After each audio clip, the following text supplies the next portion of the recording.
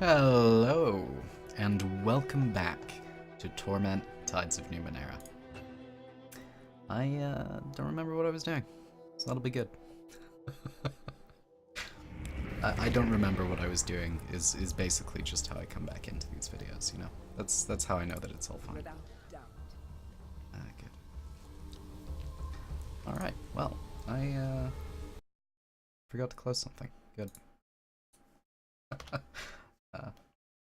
I'm really good at streaming. I'm a pro. Alright.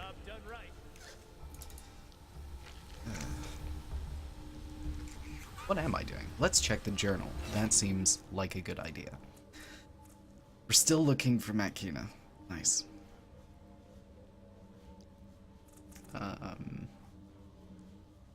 Return to mapper in the Underbelly. Okay. Alright. Okay, sure. I thought we had done that last time, but I guess not.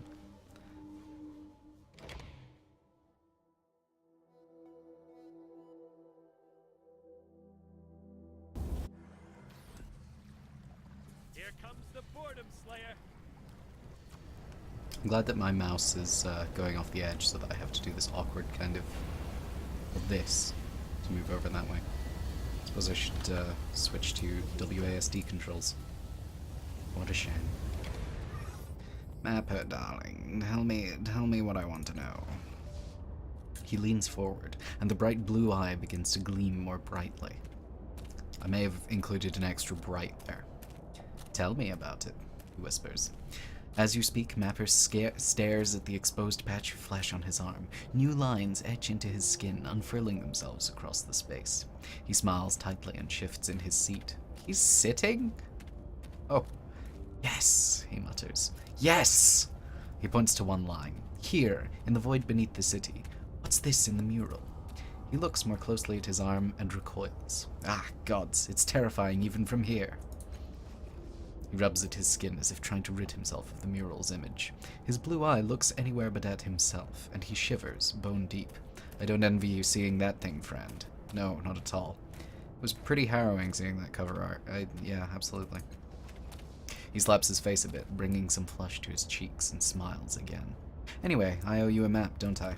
He takes a big breath and says, the White Death is hiding in a place called the Cave of Last Words. It's an old thieves' bolt hole. They say Chilla herself used it, but they don't say where it is.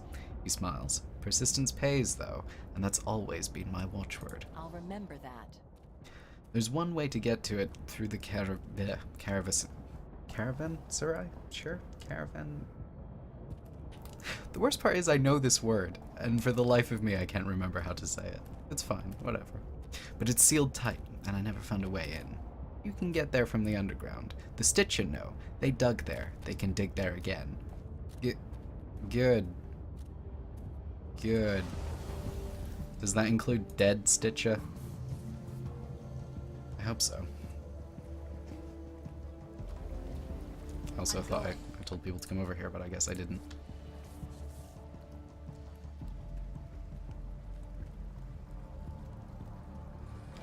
Take me where I want to go. Good, good.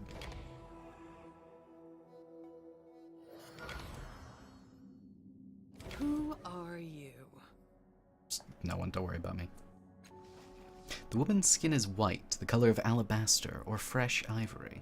Flat, black eyes surrounded by sharply pointed features stare coldly at you. She wears jet black hair cut straight at the shoulders. Her clothes are functional and drab. Her cloak is fastened by a necklace of 5 canisters, each of a different shape. She turns a black device over and over in her hands. Where did you come from? How did you know where to find me? I killed a lot of people to get here. That's not true. I didn't kill any people. I killed a lot of robots and some insects. Her startled expression becomes a dark glower. A keen blade flickers through her fingers. You're sure it wasn't there a moment ago? She leans in close to you. I wouldn't have thought it possible, but it appears we have found someone even more paranoid than Per Allergen. Allergen. There we go. Huh. Is it really that important to know how I found you? Yes, because I need to know how to stop it from happening again. And if it means cutting some throats, it's no worse than what I've done before. Like I'll do to... Wait, no. You're a cast-off. That wouldn't work. The knife disappears as quickly as it appeared. Her hand steals out and picks up that strange device again, almost of its own accord. She glances at your tattoo. How new are you? What were the circumstances of your birth? When did you happen? Lying. This one. One eyebrow raises appraisingly. So you are the falling star. I've heard of you. Sagus's incessant buzzing reaches even through these cave walls. Her eyes flick to your tattoo again, then back to her workbench. Suddenly the device is in her hand, though you didn't see her pick it up. You're one of us, then. Disemboweling would just be a waste of time for you, and a mess for me. She spits on the floor and scuffs it with her boot, all nervous energy. So what do you want from me? Come and be my friend. Making a note. I've killed lots of people. Lots. In the Underbelly, though. I don't think so. Do you want someone killed? Pauses. No, wait. I could tell you, but my mind won't let me. I don't remember. If I were whole again... I mean, I could put a hole in you. I heard you might know who can repair a device I found in the reef. Something called a resonance chamber. The resonance, a glint of understanding, shines in her eyes. Ah, yes, of course he would have hid it there. A crooked grin plays around the corner of her mouth, and then vanishes. I know who can help you, or did. She shakes her head. It slips away. My mind has holes in it. One of our brothers took a rusty scalpel to my thoughts, my memories. I can't. She trails off. She catches a hold of the table, and it seems to anchor her. Her eyes harden. I'll remember that. No, you must do something for me. She caresses the black and jagged device, knobbled and protruding with antenna. It says knobbed, not nobbled. I don't think nobbled is a word. A sigil reminiscent of your tattoo is emblazoned on it. This is Tash's Mirrorcaster. I want you to enter his mirror and find out what you can about the jack. I'm convinced that's the key. What's a jack? You don't know? I thought it was a common instrument. No, it might not be so much anymore. One of the curses of a long life. She laughs raggedly. Fashions come and go before you know they even exist. Probably easier just to let them go, or make new ones of your own, like some of the other cast-offs. Sorry. No, not sorry. You should know this. You should know about things. History. That's what life is. Knowing and doing. Matkina, you need to focus. Tell her what she needs. She breathes deeply. The jack is an ancient woodwind, and this one was kept in a sealed cave behind massive doors from a prior world. It had powers, but I can't remember what those powers were. I already regret asking these questions. What's a Mirrorcaster? Am I really the first one to say the word to you? Oh, you're in for a surprise, sweet sister. Every cast-off has one, just like every cast-off has this. She taps the tattoo on your head. No one knows what they're for. Adaris, shall we go with? Sure. Adaris used to think they were a byproduct of the transfer process, just like us. She seems lost in thought for a moment. Then she shakes her head. Wherever they come from, they can be used like a kind of temporal viewer. You relive an event in the life of the cast-off whose Mirrorcaster it is. The event is called a mirror. Alright, let's do it. I don't care about the rest of this. An almost palpable hunger fills her eyes, a yearning. Hold the Mirrorcaster. You'll feel the tug immediately. Don't resist. Empty your mind and let the tides pull you into the Mirrorcaster. She collects herself. Then just watch him. Watch for the jack. When you see what he's done with it, pull your mind away from Tash's and tell me what you saw. So clearly this is going to be very dangerous for us since she doesn't want to do it herself. I love being someone's disposable instrument. That's always good. Oh, and don't try to change anything, she says, almost as an afterthought. Why can't you enter the mirror? Don't you think I've tried? She snarls with sudden rage, her knife a handspan from your neck.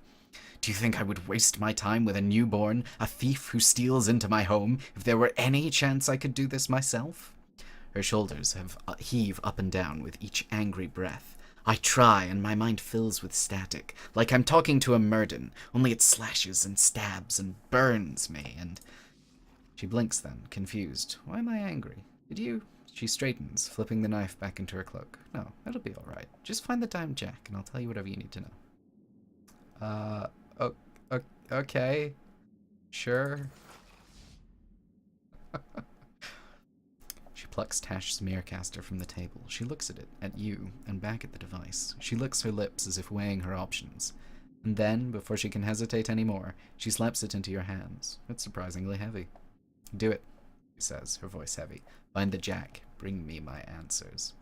You focus on the device, and you feel something tugging at your mind. It's a perpendicular bisector. Everything is wrong. Tash's body, yours now, clings like a wet cloak. The world is too bright for nighttime. Everything is too clear. Distances too close, edges too sharp. Memories like blood flies buzz about your head, whizzing away before you can catch them. Hard-ridden Anine heave their flanks and huff behind you. Like you, they've gone too long without rest. And there's Matkina, a much newer Matkina, as drawn by a pandering portraitist, too soft, too fresh, too pretty, all wrong. On the wastes you see the light of campfires, and in the humble village before you burns a bigger, brighter fire burns. Continue. It's a pyre. Inside, a body that's too large burns too slowly. Greasy coils of smoke rise into the night. Villagers circle the bonfire, wailing and shaking. The headsman's rough voice continues the ritual. From exile you are released. Among the mourners some echo, you are released. He throws a handful of powder into the fire, metal salts perhaps, and a spray of shining embers rises into the night, mostly gold, some green, some purple. From wrath you are released, they echo him. As the embers float out toward the plains and fade among the stars and campfires, you hear Matkina whisper reverently, you are released.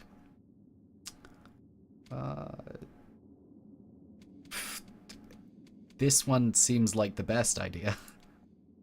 The memories buzz, and in the sound are flickers of meaning. This body is, you are Tash.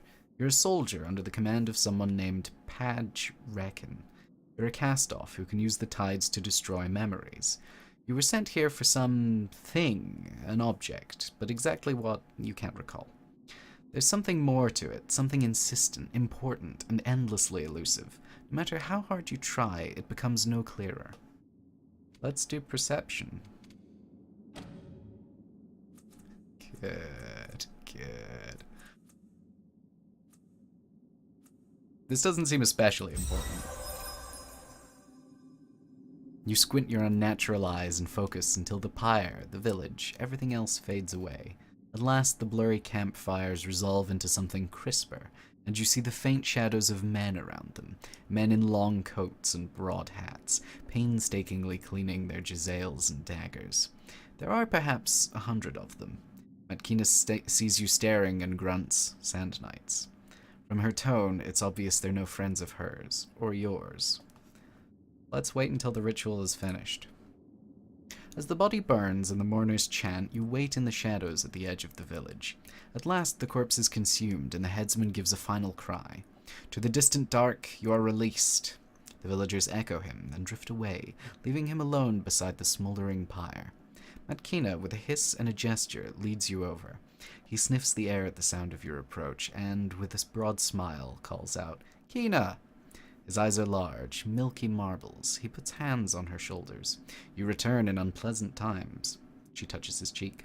I return because the times are unpleasant, Neng. Without another word, the three of you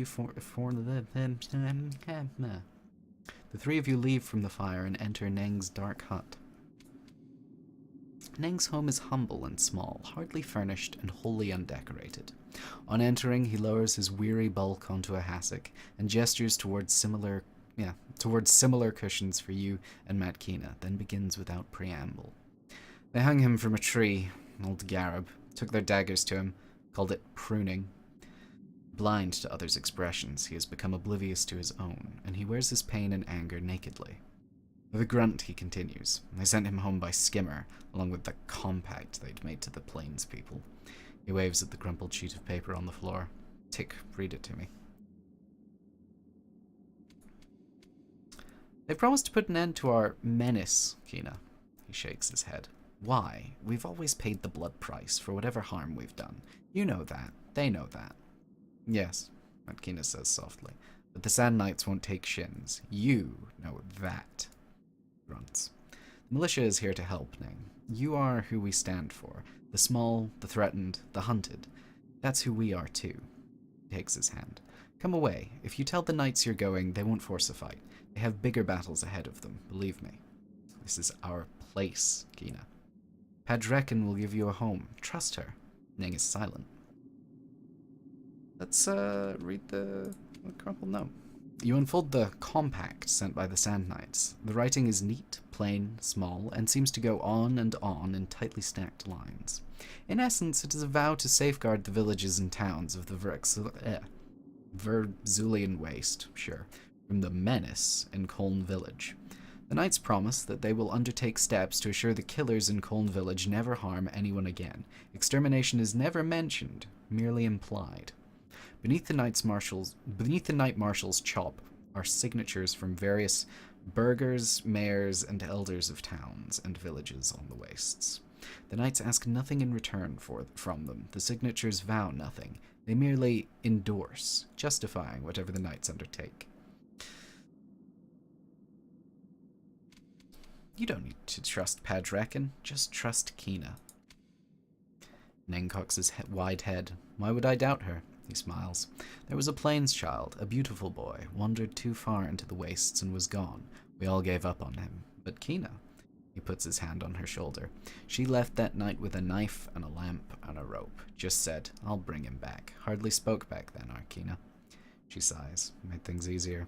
A week later, she comes back, the boy riding her shoulders, a string of Chirok heads dragging behind her. He fixes his blind eyes upon you. When she speaks, I trust, but even if Padrekin sets land aside for us, we can't just leave. It's not so simple. Plains people can't understand.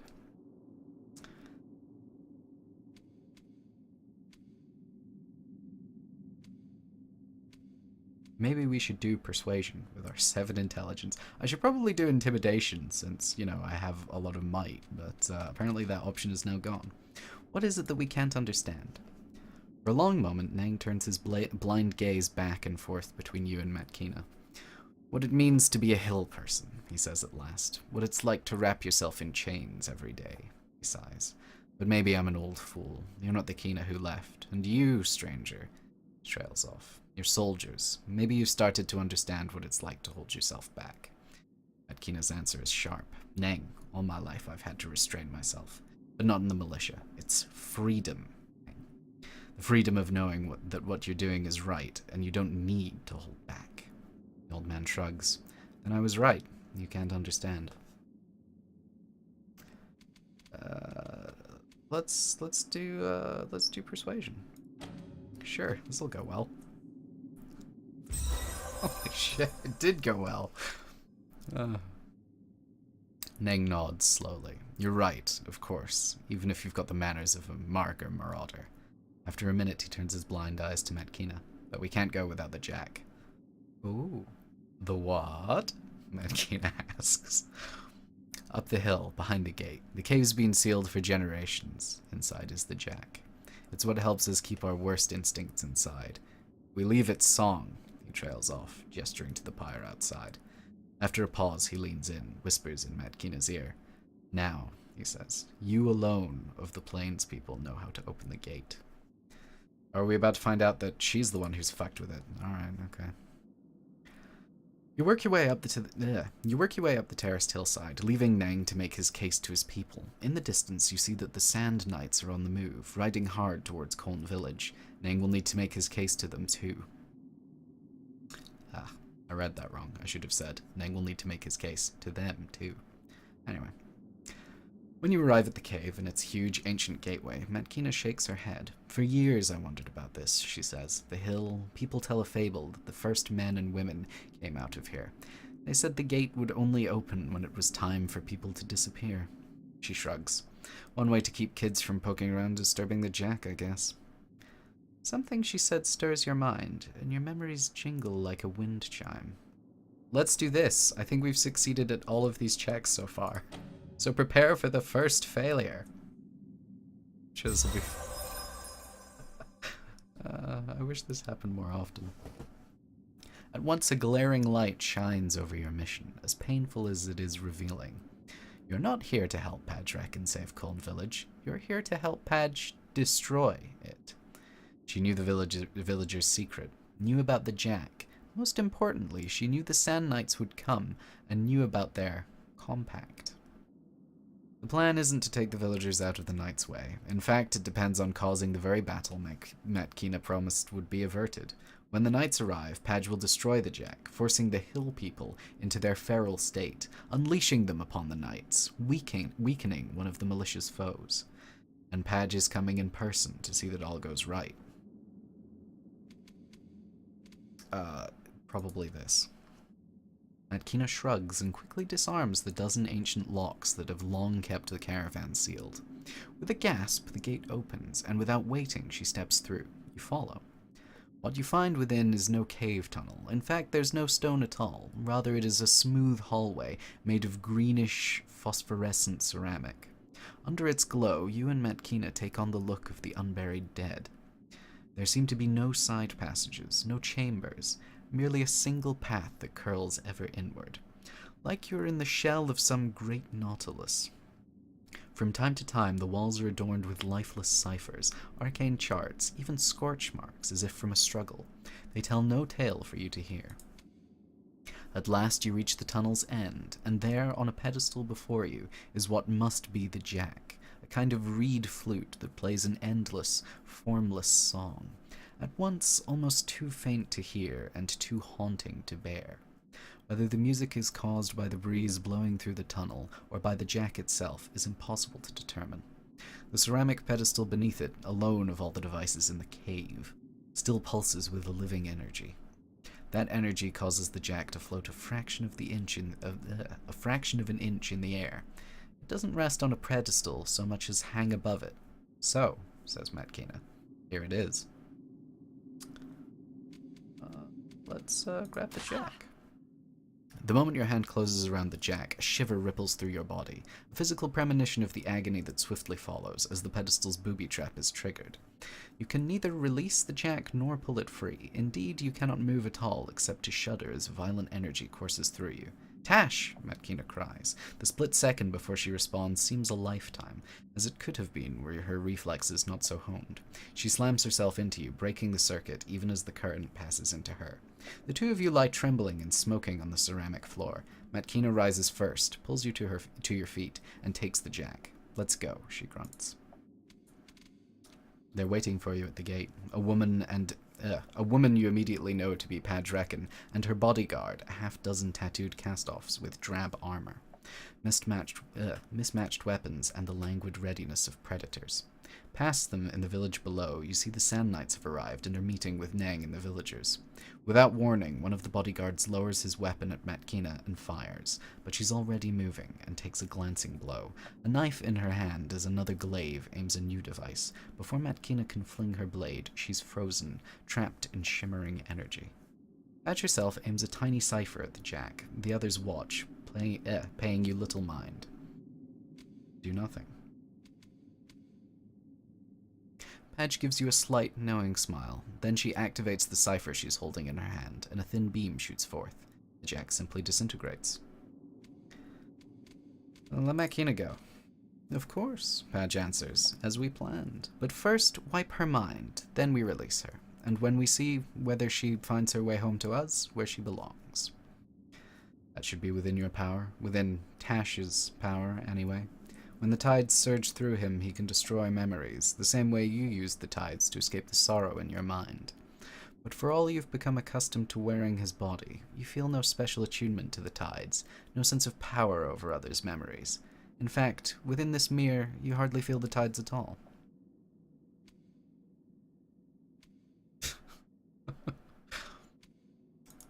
Let's do this.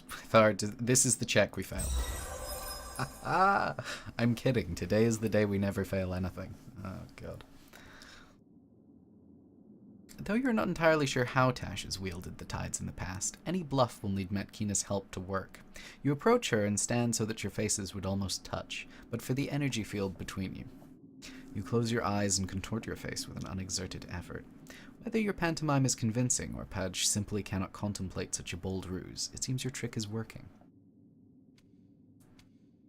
Whether she reads your lips or intuits your intent, Matkina does her part. First she goes rigid and her face becomes a rictus of agony, and then she slumps, as if drugged, against the energy field. It bulges slightly to hold her upright. Good, says Padge. Leave her. We'll see if our lost Tremulin returns to the flock. She turns to the battle in the village below. Neither side has the upper hand, and between the monstrous hill people and the cornered knights, no quarter is given, and no effort is made to avoid collateral damage. It is carnage, no more, no less. It's time to go home, Padge says. The airship awaits. She leads her bodyguards away, plainly expecting you to follow. Follow Padge onto the airship. Sure. You stand with Padge at the prow of her airship, looking down at the convulsing village. The Sand Knights, the 30 or so still standing, finally have the upper hand. They move in a defensive square, hurling burning brands into any buildings still standing, and unleashing a fusillade on whatever emerges. Only a few of the monstrous hill people still live, skulking in the smoke among the rubble. You can see them from your vantage. Perhaps they'll kill more Sand Knights before the battle's down. Whatever the final tally, it's clear that Colm Village is gone. On the hill, trapped for now in the energy field, is Matkina, her mind and life saved, her will for revenge unabated. I'm glad that I just can't click this. I tried. Padge's face is stoic as she looks down from the ship. Perhaps without your preternatural eyes, she can avoid seeing the individuals ground up by her gambit, and can see only a strategic point in the numbers it represents in the grand strategy. Or perhaps she has simply learned to set an example to her subordinates in the militia. She sees you staring at her and gives a small smile, a generous one, if it's real, devoid of irony or cruelty. I'm proud of you, she says, and then she walks away to her cabin to plan some new battle. As she does, Tash's body slips away. His mind lets go of your own. You're falling through space once more, through space and time, falling homeward. I'm ready to learn something new. Oh wow, I leveled up from that. Good. As your consciousness rises from the shadow of the mirror, something clicks in your mind. Something has changed deep inside you. But what? Matkina stares at you, the shock painfully obvious on her face. Before we continue, I wonder if, had I chosen different options, if that would have affected Matkina's story, rather than trying to do what I did, which was attempt to conform to what I assume happened. I don't know. I think that would be interesting. What did you do? I remember Tash cutting me. I see the holes in my mind. I remember him forcing me to the ground, tearing out my history with his tides. But I have other memories now. They're real. Tash didn't do it. He could have, but he didn't. He saved me, broadened the vessel, and didn't touch me, didn't violate me with his mind. But I remember him touching me. Well, that's... Just point where on this anatomically correct doll. She holds her head in her hands, shaking, her voice becoming thick. The two strands of memory, this is pulling me apart. She looks up at you, tears streaming down her cheeks. No, it's pulling me back together. I remember now. That hole it's almost gone. You changed reality. You changed it. She stands, drying her tears with her sleeves. Wow, now my character seems like a badass. I don't know if you meant to do that. I really didn't. But you've done more than your part of the deal. You asked about the resonance chamber? I know it. Mazov's the guy you want. He can fix anything. He might have even helped design the chamber you're talking about. Your best bet is to look for him in the cast-off sanctuary. Mila Vest. Can you take me there? I could use your help. I'll take you. But don't expect me to hold your hand. What? Deal's off. Probably better that I bring you personally anyway. Keep an eye on you. Make sure you don't get lost or killed.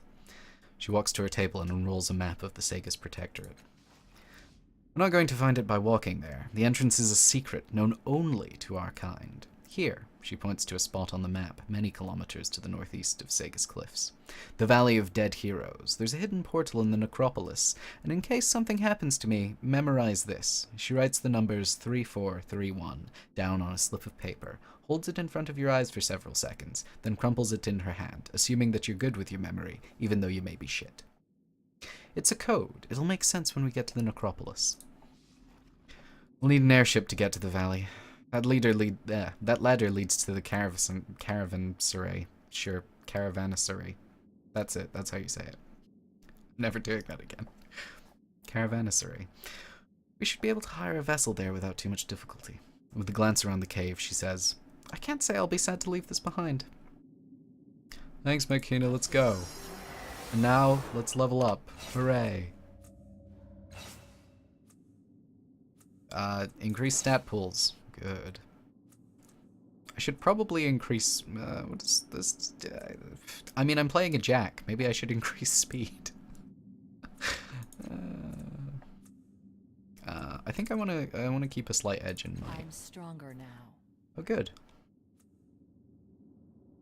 Excellent. Oh, I can learn hedge magic.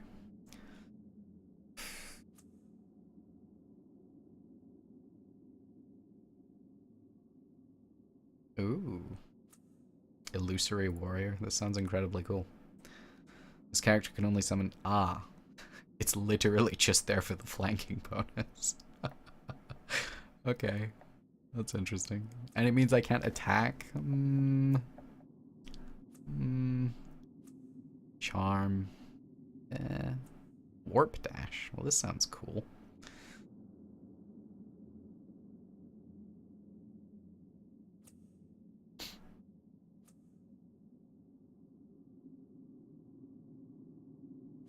I think I want to get Illusory Warrior. I'm hoping that I'm misunderstanding it and actually it makes like a copy of me. I doubt that it's that good, but we'll see. Right, now I want to get... I was going to say I want to get big swords, but I'm noticing that big swords are not here. That's good. Maybe I should get Cipher use. Oh wait, which is the one that helps me with my my permanent ciphers? It was probably still just Cipher use. With training, you can learn to safely store additional ciphers with a very slim chance. Yeah, that's the one. Let's get that. Confirm. That's the stuff. Clot gauntlets, god damn it.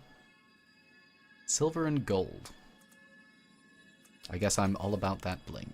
Alright, I can do anything. I want to increase edge. Increasing edge seems like it's always the best thing to do. Again, increase edge. Let's increase your might I pool. feel even more fantastic. And she hasn't leveled up. Okay, great. Let's do a little quick save. All right, out with it. I don't remember. Can you help me with this? Updated my journal. I haven't killed anyone in the Underbelly for years. There's no money in it, no fear. She crosses her arms. I've got a style, a reputation to maintain. She pauses. But if you found any clues at the scene, let me know. I admit, I'm curious who would do a job in that hole. I found a clue. It's a circle with a triangle and stuff. Ugh, the children of the Endless Gate. A splinter sect of the Dendro Her, a gift to the world from one of our siblings. The Dendro are mostly harmless, disgusting as they are, worthless as their creator is. They have a chapel in the Underbelly. Go talk to them. But they were so charming last time. Yes, now.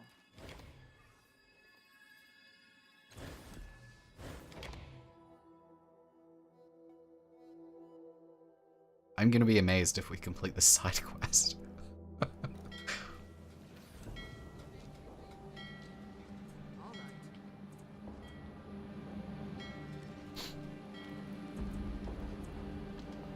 I'm going. Wow, she has 10 speed. I said that like I don't have 12 might, but still, it seems like a lot. This is an incredibly useful tip.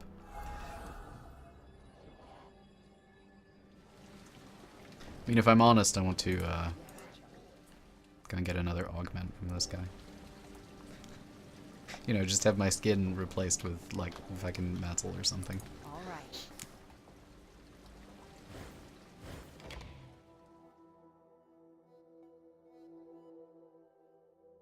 I feel like I may have already failed this quest. I'm not entirely sure.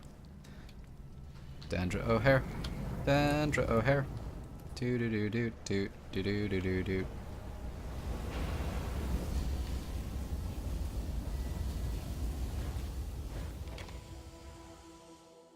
I also get the feeling that Folsom will be very angry at me if I show up with Matkina. Is one of them missing? I seem to remember there being 4 of them before. He stares into the middle distance, gaunt and haunted. Wow, I don't even know how to start with that. Kiatawa, he says, the most silent of my children, the most troubled. How could she have killed all those people? He swallows. I should have known. I wish I'd known. She tasted of fear and sorrow, but never rage. Never that kind of hunger. This. We were so proud, he says, his usual cheer deserting him. We chased the children of the Endless Gate from Sagus, never considering that they might bear a grudge, that they might return. He looks at the oily ceiling. There is a sickness in them, a contagious one. I can only imagine that one of them returned to Sagus Cliff and died here, perhaps on purpose. Kiatawa discovered the corpse, devoured it, and heard the song that spills from the Endless Gate. Okay. I think I took too long on that quest, and it's over now. Let's talk to Folsom then, and I suppose fail this quest. Maybe he'll turn hostile and we'll get to fight him. That'd be good.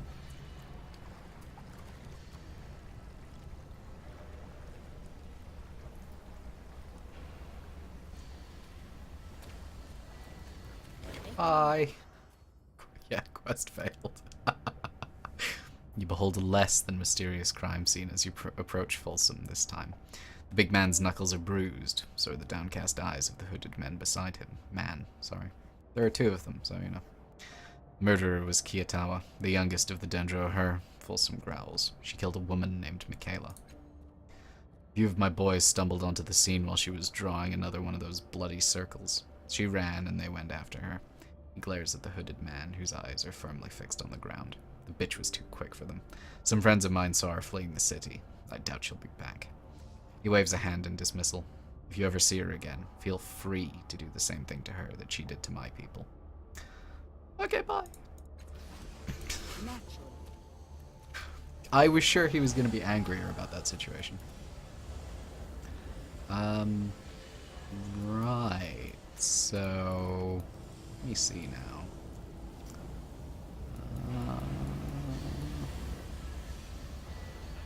I want to go and spend some of my shins, because I have some shins, you know. That's what you do with shins, you spend them. Problem is, I can't remember where to spend them exactly.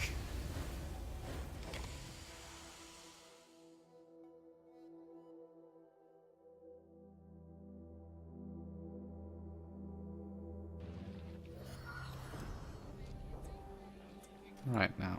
I think there are merchants over here. I don't know if she sells... I can't remember where I bought those weapons. I would like to find some more weapons if possible. Hello. Let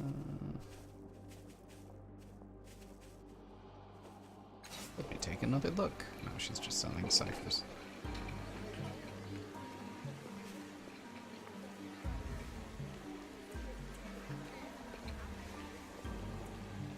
Oh, is this a permanent one? That seems really good. That seems real good. That also seems really good.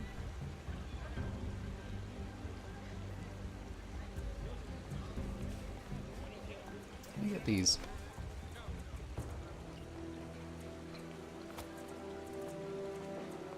Oh, I can actually get this one too. All the ciphers! Oh, I can't? Oh no, I'm poor again. What about all this random bullshit that I've got? Like this. Good. Let me see now. How's everybody on armor, since I have some armor going spare? 1 armor, 2 resistance. 1 armor, 1 resistance. I'll be amazed if anyone has anything worse than that. Oh, okay. Can I switch these out? Nope. Okay. I have to admit, I'd have been fairly surprised if I could. Although, maybe I can later. I don't know. All right. I will not look at that rock you found. God damn. Was someone up here who sold this? Yeah, it was probably the arms merchant. You know, come to think of it, of all the people here, if I were to guess. God damn it. Show me the money. All the stuff's the same, isn't it?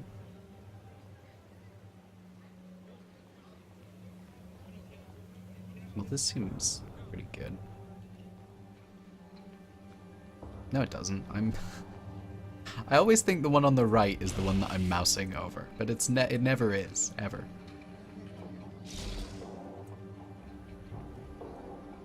I would like this, if I'm honest, but I don't have anything good for it. Are those the same? Yes, they are. Okay.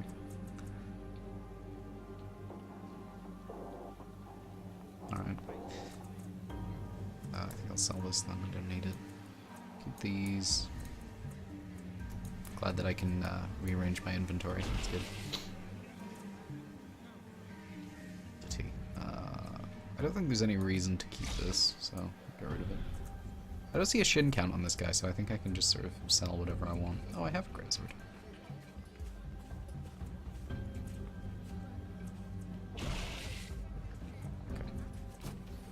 Look out below! I'll find out later that actually you need that item to win the game, and I just lost. That'll be a shame. Alright. On the Builder's Trail, seek passage to the Valley of Dead Heroes. Let's talk to that guy who was awfully pleased that we managed to, reimburse him for his airship. Maybe he'll feel that he doesn't owe us anything, though, since, you know, it's not my fault, but definitely Eratus's fault that his airship was damaged in the first place.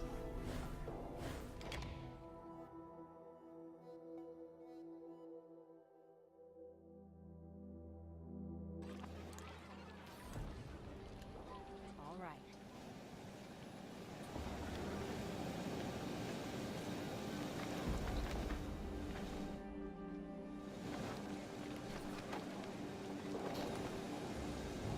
Let's go. I was sure that I had clicked there. Never mind.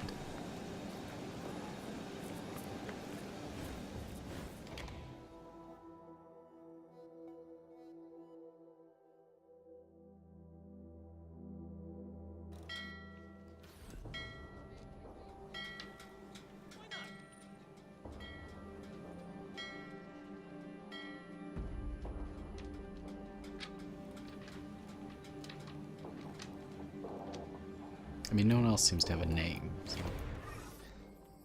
Yeah, I need to fly to the Valley of Dead Heroes. Excellent timing, he says, bowing. My vessel will be departing shortly. Board at your leisure. Oh, for free? Sweet. He leans in closer. I should also warn you that we won't be able to retrieve you from the valley. We never tarry there. Its energies are not good for our ship's engines. Oh.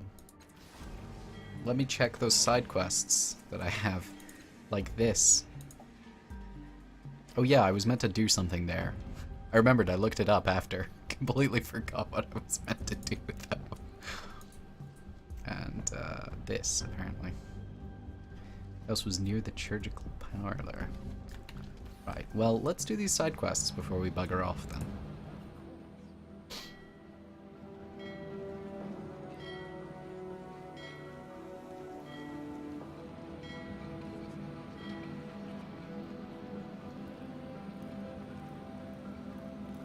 Yes. I may have just assumed that that's where the exit would be.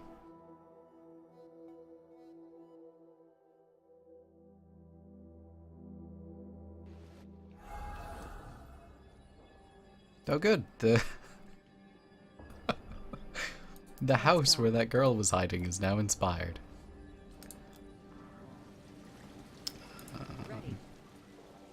Oh good, we can sell stolen goods to him, because, you know, we have so many of those. Okay, now the parlor is over here, so...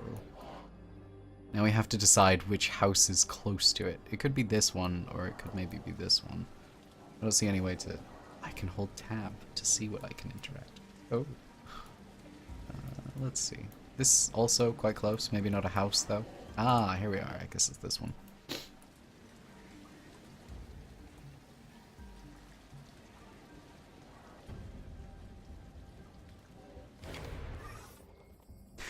The salty air only partially mutes the cloud of putrid sweetness clinging to this jumble of fallen wood, stone, and iron. Until recently, this was someone's home, but the unstable ground must have caused it to collapse. Search the rubble for clues. You shift aside broken pieces of furniture and small pieces of rubble, but you find nothing of value. After a short while, you realize what has happened. Someone has already picked through the ruins and taken the more accessible valuables. You stand back, concentrating. Nothing about the pile of stone is familiar, but the view from where the door once stood, a boundless horizon falling into the sea, is. Updated my journal.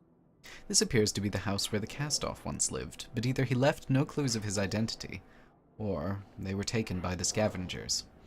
It may be helpful to ask around the area and see if anyone has spotted someone looting this house. I will use might, for I have 12 of that. I can only get a 95. Let's do this. Yes! The stream of only success. The smell intensifies as you heave aside a slab of ceiling. A swarm of startled insects spins away into the sky, revealing the body of a young woman, torn and crushed. An invisible hand rips the air from your chest and the strength from your legs. You fall, feeling a presence close around you, a heat on your back. Who's there? Your words are a whisper. You can barely breathe now, and the heat fills you like a fever. Suddenly, a cool hand covers your burning eyes. A smooth arm folds over your stomach. I'll remember that. And just like that, the heat is gone. You whirl around. No one is there, but you sense something has changed in the labyrinth. Maybe you should kill yourself so you can go back there. That's such a stupid mechanic. It's fine. It's weird. A new reflection is forming in the labyrinth. Well, I can't wait to throw myself off this cliff. Pico, who the fuck are you? I swear to God if you give me a side quest. The mutant boy gazes at the entrance to the chirurgical parlor. Sure. Flinching at each scratch of razor metal on metal from within. By your estimation, he is in his late teens, but is the size of a young, malnourished child. His arms are little more than bone, wrapped in red speckled skin, and a raw line zigzags down between his mismatched eyes and over his blade of a nose, as if pointing directly at his thin lips. He sees you looking, and bird-like muscles flex in his frail jaw. Get a good look, he says, lifting his chin. Or maybe you want to call me some names? I hear eggshell a lot. Or maybe lightning bolt? I get that one from time to time. Crosses his bony arms and glares at you. Don't let me stop you. Call me some names. Laugh. Do it now, because in another few minutes, I'll be the one laughing. Look, you can't afford whatever you're planning to get from the parlor. There's no way.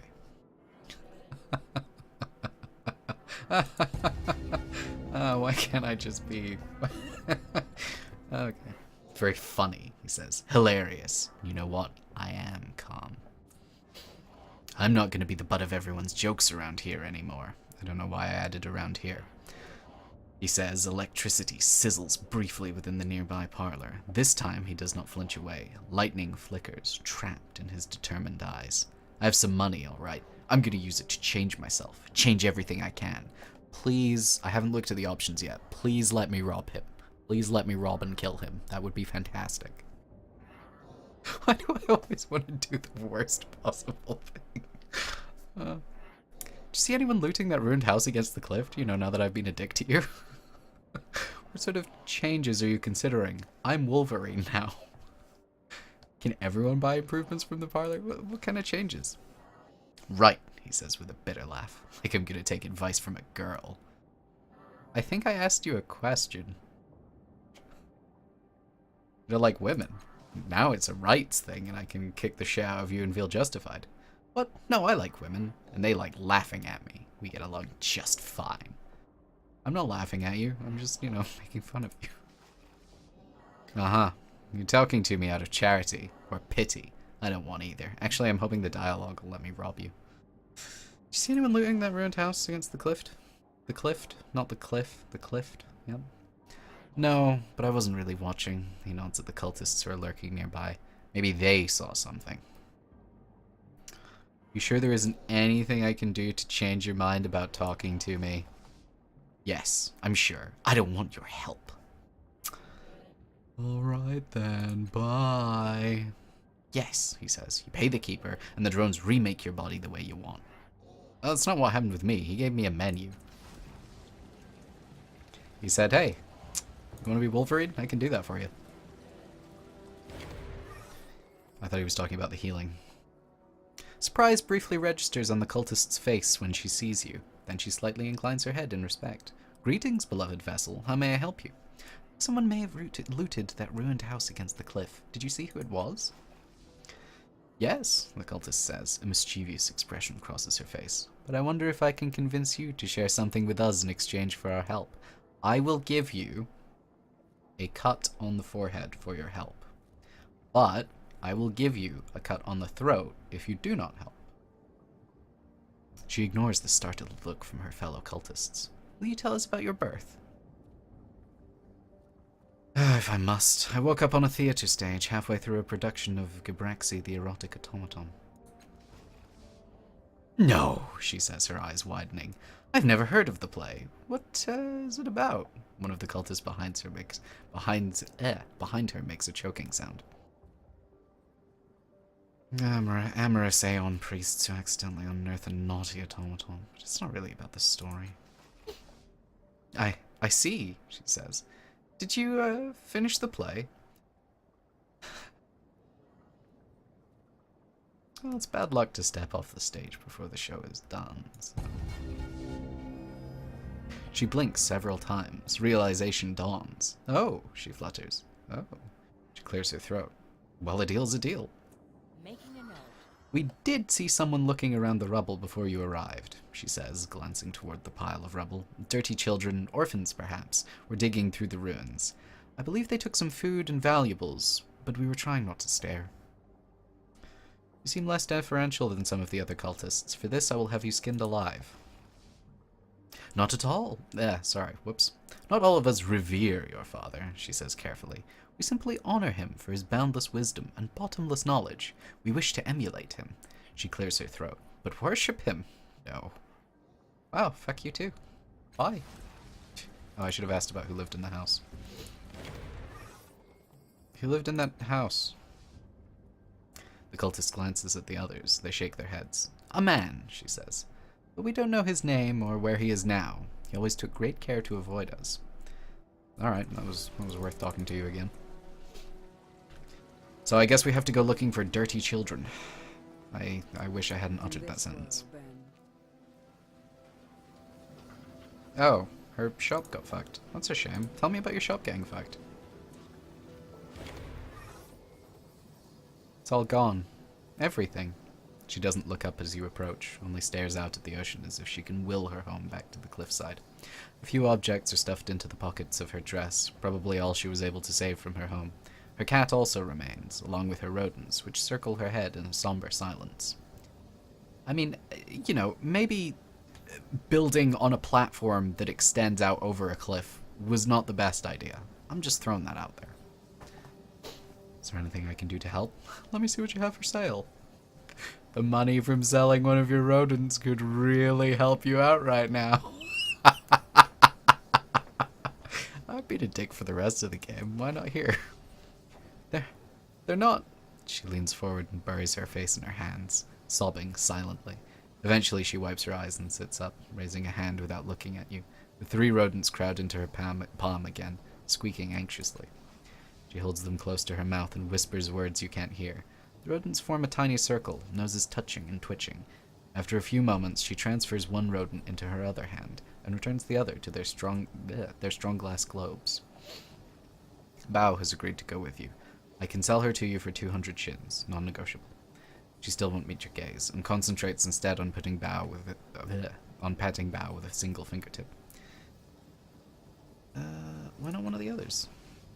She just shakes her head, mute and miserable. I changed my mind. You can keep her because I only have 146 shins. She glances up at you in surprise, attempting to smother her relief as she quickly returns Bao to her strong glass home. Thank you, she says a little breathlessly. Is there anything I can do to help? Because apparently I'm not being a dick to you for some reason. I guess it's because I don't have enough money to be a dick to you. She laughs bitterly. Wind back time? No, I think not, but your words are kind. Don't I have a clock that can do that? Isn't there a clock over there that can do that? Well, let me see what you have for sale. So I assume this would go here if I were to buy it. I don't know if I use esotery attacks is the only thing. I also like having persuasion. Stealth skill, I don't use stealth.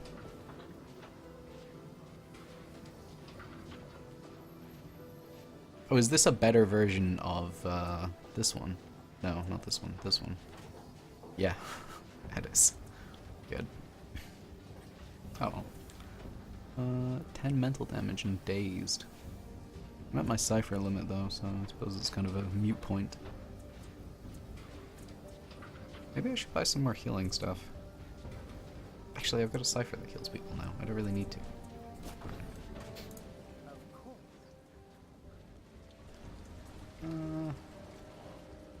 Now, let me see. What are we doing? Journal. Find a way to communicate with the Shadow River. Oh, God.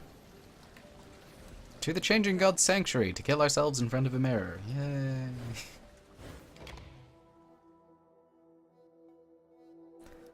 Part of me feels like there's going to be some negative effect from killing myself, but there really isn't, as far as I recall. Maybe I lose health or something. Where's my my Stitcher? What's up, Stitches?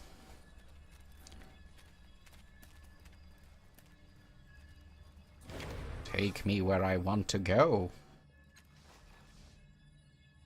This one. Yes, good.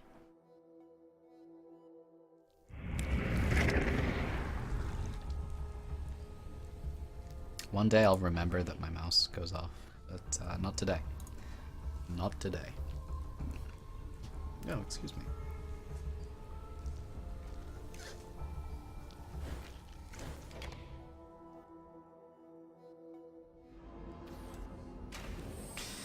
Yes.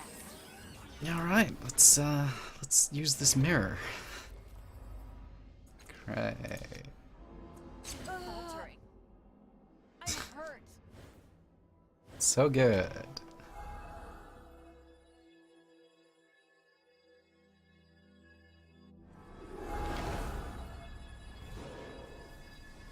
Bye. What's on your mind? Don't you know that? Isn't this my mind? Never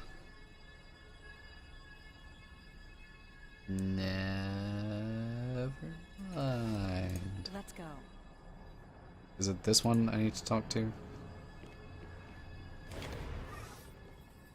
A woman-shaped hole in the air stands before you, her palms outstretched, and you sense something different, a smell, if emotions could smell. It is a sharp confusion and a sense of displacement.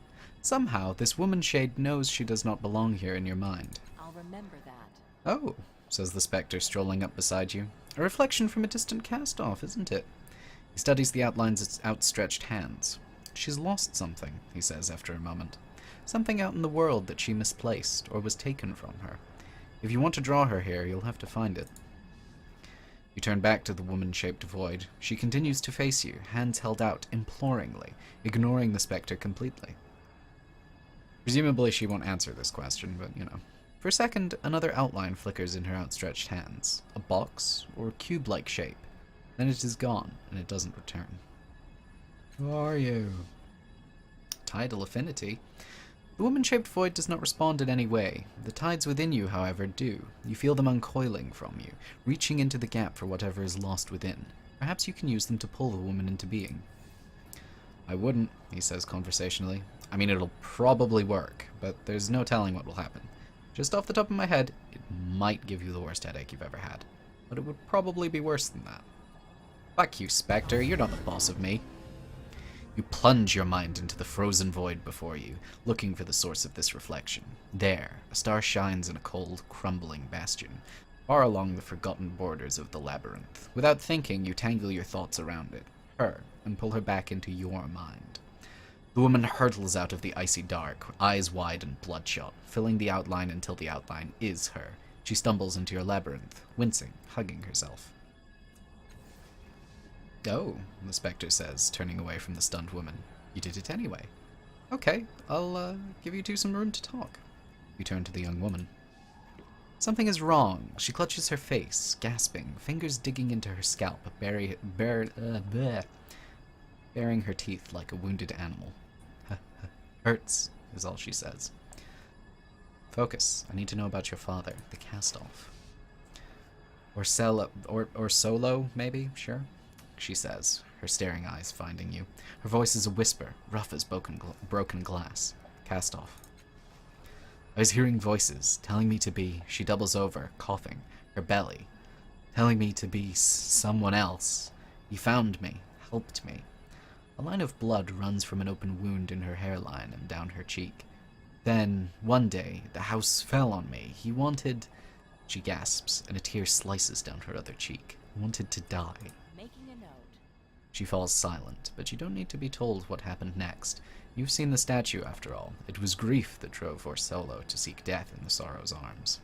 Dark red blood seeps through the young woman's clothes, and she reaches for you. Blisters rise on her forearms in a stippled flood. "I have everything I need. How do I send you back?" In response, she gurgles as great bloody rifts split her arms, bite through her shoulders, and cut her throat. Her eyes bulge and burst, or Solo's daughter falls apart in a mangled jumble of limbs. My character has a very active imagination. Go.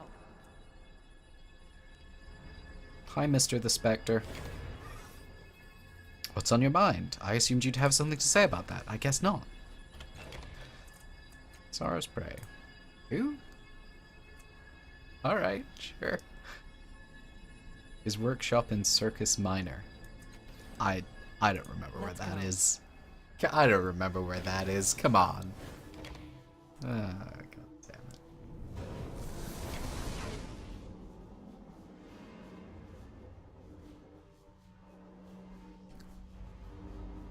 Finally. Yeah, fuck you too. Alright. I'm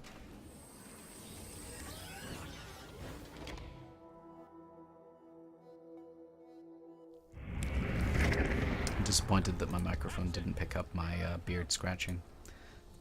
You know, so that I could add the ASMR tag to this video when I upload it to YouTube.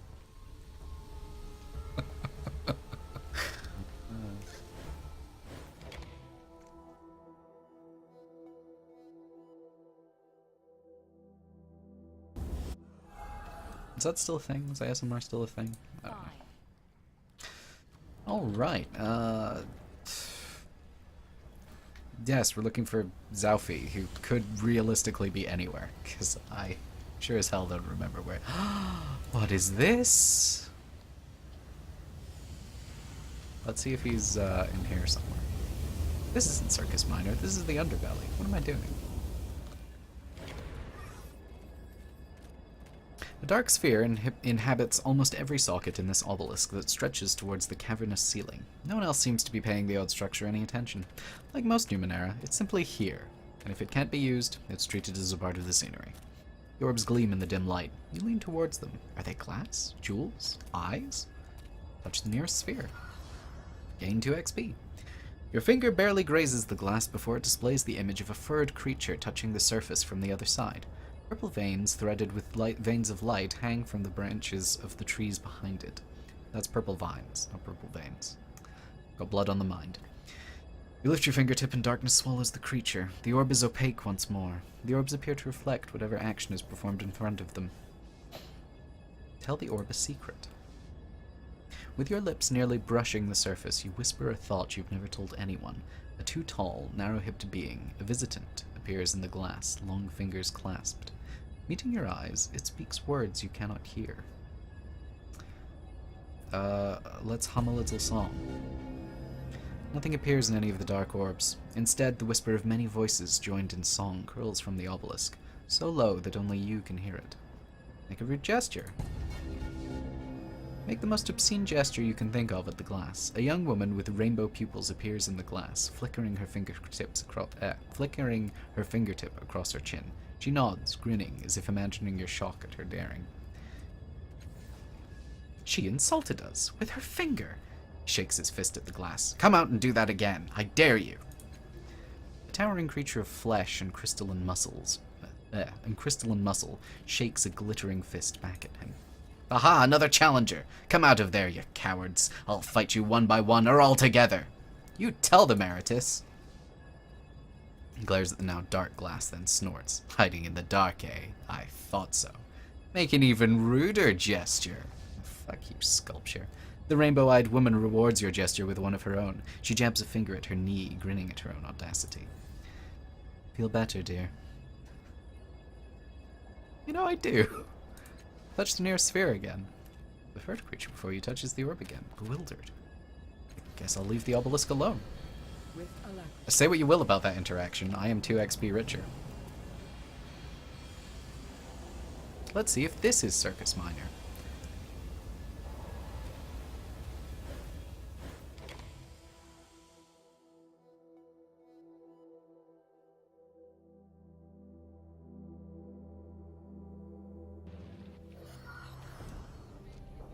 Go.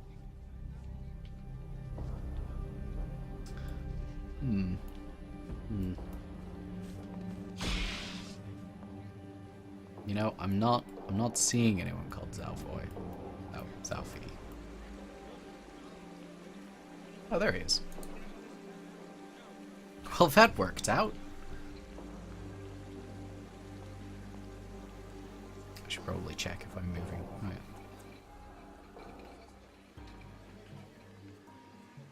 yeah. Hello. Zalfi's red-rimmed eyes narrow as you approach. You've learned something of my subject. Why did he go willingly into his murderer's arms? Tell me! Leave nothing out! This one. I'll remember that. Grief! Zalfi shouts, lunging at his nearest sculpture. He was ruled by sorrow, and the creature killed him. Did he call to her? Was it anger? No. Resignation? Madness! Carving, scraping, shouting, and muttering, Zalfi has clearly forgotten you are here, except for one detail. His hand gropes clumsily in his pocket, retrieves a pouch, and thrusts it at you. Wouldn't mind a thank you. He gives you a middle finger. The lowering of the tortured brow. What? Zalfi glances over a stone shoulder at you. Oh, you're welcome. Gets back to work. Bye.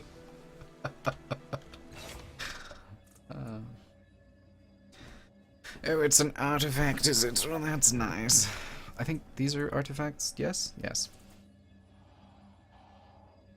Wow, that seems pretty neat. Oh, I see, it's not a bonded artifact, though. I understand. I should really give Eratus some better armor. Should really give him some better armor. Alright, great, so. This one. Oh, I leveled up. I do enjoy a bit of leveling up. Increase edge. Might. Yes. I will become the best at stabbing people.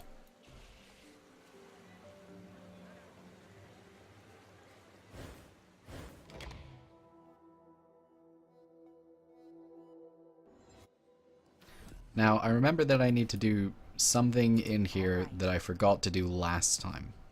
But I don't remember what that thing is. So the next, like, I don't know, 10 to 20 minutes will probably just be me fumbling around, not doing that much, and then ending the stream. So, you know, just like the rest of the stream. This one. Yes, good.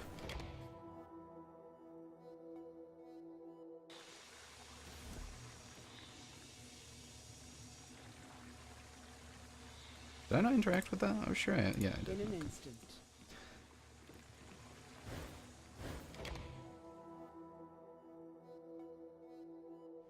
How is my gold tied that high when I've just been a dick to it?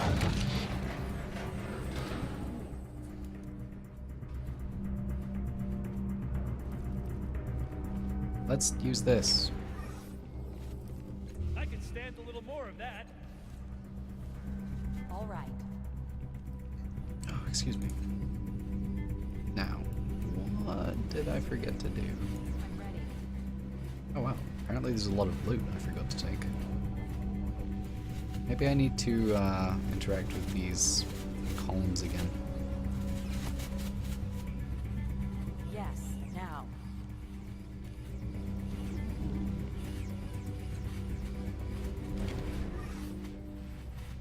I'm sorry, says a friendly voice. My faculties were diminished by the infection. I can provide additional care in 3.7 solar years. Okay, that wasn't it. I'm sure there's something I need to do here. Wow, 15 to 20 minutes may have been a generous amount to assume. I apparently haven't examined either of these, so maybe that's what I need to do. I'm ready. I also don't seem to be able to loot this. Really disappointed.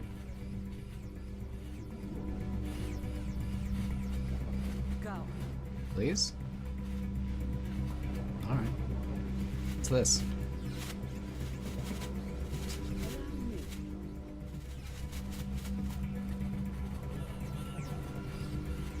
Interact. Oh.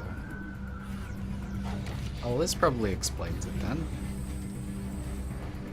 Really? Didn't I just open this? There we go. Look out below! Above! Sideways! What are you, strange floating orb? Loops of wire and cables connect this drone to the surrounding machinery. It's a good bet that this particular construct is the source of the problems in the anechoic lazaret. Come no closer, Fleshwalker. I am Peerless the Eternal, Peerless the Mighty, Peerless the Wise. Smash the drone and destroy its internal machinery. I'll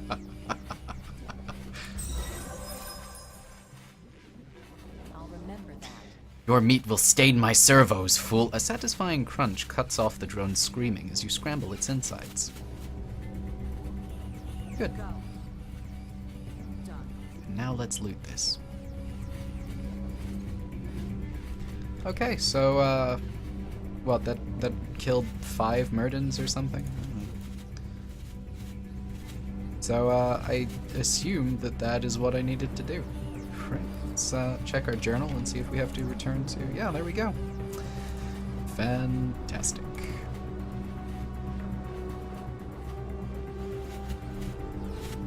Well then, I don't think we're gonna complete that side quest. That seems like a very vague and odd side quest, but realistically it's gonna be like, I don't know, in a box somewhere. Like somewhere that you would go. If I can, it's probably in the Changing God Sanctuary. Why not?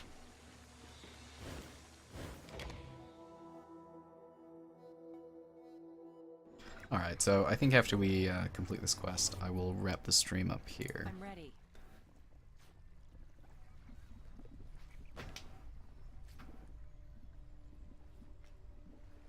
It feels nice having all this might edge.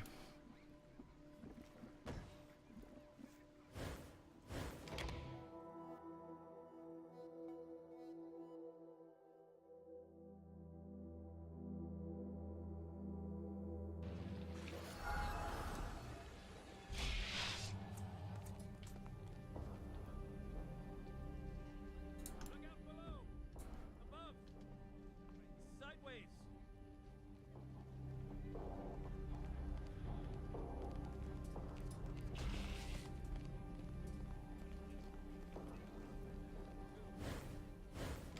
So I think initially I wanted to do like a spell sword type thing. Don't know how likely that's gonna be.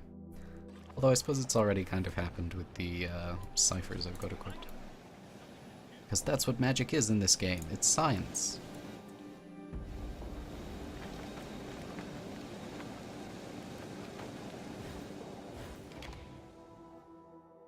My character seems to be doing a bit of glowing now. I assume that's to do with my tides. You. I'll remember that. Oh, good. Ah, there you are, she says, beaming, and holds out a smooth palm. The eye of them locks, please. You hand it over, and she returns it to her workstation. With that out of the way, she says, here is a reward for your considerable effort. Thank you. Oh, we got 2 rings of entanglement. I don't know what those do. Oh, that's interesting. I've solved your problem. Now I need help fixing the resonance chamber. My studies have borne fruit. Well, I remember what Adan told me, she says, frowning. The chamber was built with living crystals from a world called the Ascension. Your predecessor was remarkably resistant to telling me what it was for, regardless of the interrogation methods I employed. Her mouth quirks. She only said that it would stop the sorrow, and that none of the cast-offs could know about it, which seemed odd to me at the time. Escaping the sorrow would be in all of your best interests, I would think. She snaps her fingers. Seek out the cast-off who helped her build it. That surly artificer whose name escapes me at the moment. Mazov, Matkina mutters. That's Mazov. That's right, Salamari says, snapping her fingers. The one with machines buzzing away in his body and circuits embedded in his flesh. She taps her lip thoughtfully. Speak to Adan's little cult in Circus Minor if you haven't already. They always seem to know who your brothers and sisters are. Okay. Great. That's real good. Is that all my quests done? Oh, this one. Alright, well, I am going to end the stream here. So, thank you very much for watching. I hope you enjoyed. I hope that if you did enjoy, you will come back and watch some more. I have a Twitter and a YouTube account, both of which I post notifications to 5 minutes before I go live. So if you would like to catch these streams when they're happening, those are good ways of staying informed about that. I stream from Thursday to Sunday, with Thursday to Saturday being more of this, and the Sunday streams being the creation of my Fallout 4 quest mod, The Bay of Sins. So if you're interested in catching that, please feel free to come along and give suggestions, questions, ideas, any of that. It's all good, it's all welcome. So yeah, I think that's all I have to say. So thank you again for watching, and have a fantastic day.